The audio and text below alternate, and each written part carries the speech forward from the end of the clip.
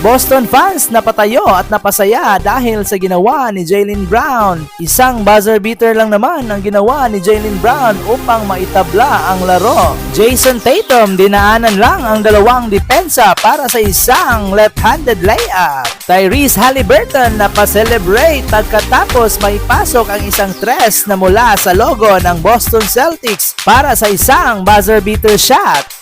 Jason Tatum ng Boston Celtics at Tyrese Haliburton ng Indiana Pacers maglalaban para sa kanilang Eastern Conference Finals. Game 1 pa lang, intense agad ang ipinakita ng dalawang kupunan, isang dunk agad mula kay Brown. 12-0 run agad ang ginawa ng Boston sa pagsisimula ng laro. Buti na lang may pagbawi agad ang Pacers pagkatapos ng isang timeout. Atake na naman si Jason Tatum at left-handed layup ito para sa kanya. Nice pass naman mula kay TJ McConnell para sa isang fast break layup ni Tatum. At sinundan pa ito ng isang nice ball movement para sa Pacers. Another layup para kay Tatum.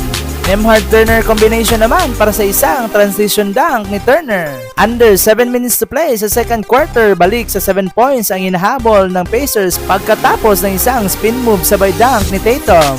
Sidestep naman mula kay Turner sabay bitaw ng isang tres. Haliburton naman para sa isang let it fly sabay bitaw ng isang tres. Tyrese Haliburton na pa-celebrate pagkatapos maipasok ang isang tres na mula sa logo ng Boston Celtics para sa isang buzzer beater shot. Third quarter action, Jason Tatum agad kumana ng isang driving layup.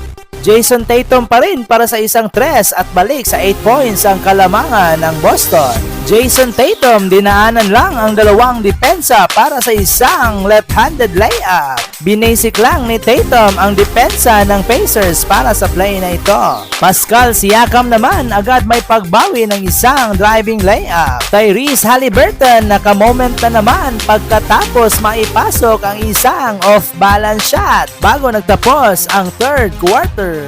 5 minutes to play sa fourth quarter, lamang na ang Pacers pagkatapos maipasok ni Pascal Siakam ang isang short jumper.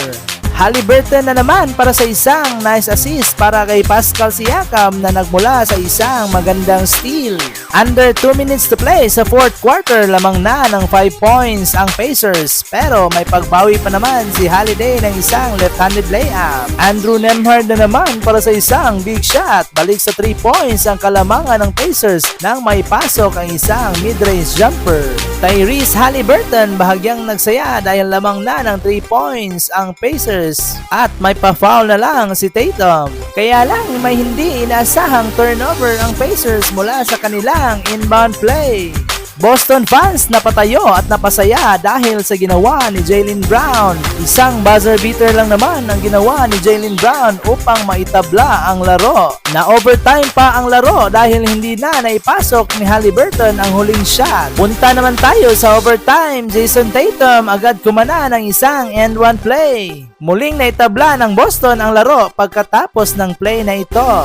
Jason Tatum 36 points na pagkatapos ng isang fake sabay sidestep sabay bitaw ng isang tres. At sa huli na outscored ng Boston ang Pacers sa overtime ng dahil kay Jason Tatum at Jaylen Brown. Panalo ang Celtics sa score na 133-128.